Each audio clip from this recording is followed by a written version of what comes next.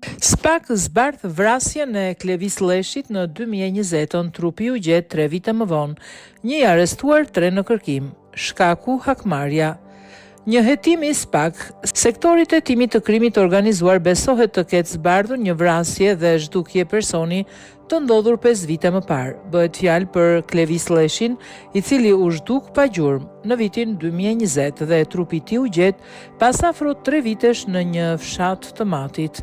Ai është zbuluar si rezultat i erozionit të tokës dhe banorët të zonës kanë njoftuar policinë, e cila më pas ka kryer testin e ADN-s, ku ka rezultuar se i përkiste të riut nga Mati Klevis Lleshi, në atë kohë 24 vjeç.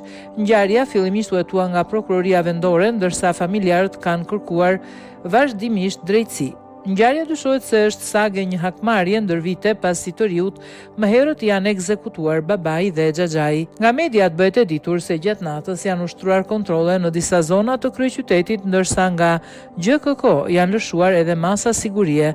Ndërkaq, për operacionin në fjalë pritet njoftim nga zyrtar nga SPAK. Nga ana tjetër, në media flitet edhe për emrin e porositësit të ekzekutimit të Klevis Lleshit. SPAK ka firmosur 4 urdhër arreste, prej të cilëve është ekzekutuar mbrëmjen e djeshme vetëm njëri, ndërkohë 3 të tjerët janë shpallur në kërkim. Aurel Hoxha, pronar i lokal Monopol, dyshohet si urdhërues i rrëmbimit dhe më pas vrasjes së Klevis Lleshit. Ngjarja duket se ka qenë hakmarrje për vrasjen e vllait të tij, Agim Hoxha, në 2012 nga kushëriri i Lleshit.